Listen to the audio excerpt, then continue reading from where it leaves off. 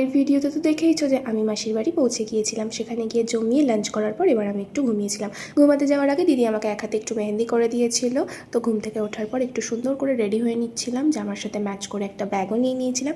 আর এটা ছিল আমার ফাইনাল লুক, যেখানে আমি শুধুমাত্র একটুখানি লিপস্টিক দিয়েছিলাম, আর কিছুই করিনি। আর এদিকে দেখো আমার জুতোটাও আমার আউটফিটের সাথে ম্যাচ হয়ে যাচ্ছিল।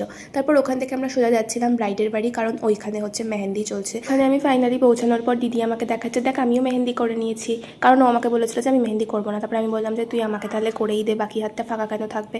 তো ও আমাকেও করে দিচ্ছিল, সঙ্গে আরও কাউকে করে দিচ্ছিল। আর এদিকে মিষ্টি সিঙ্গারা দিয়েছিল, সেটা আমরা খেয়ে নিয়েছিলাম।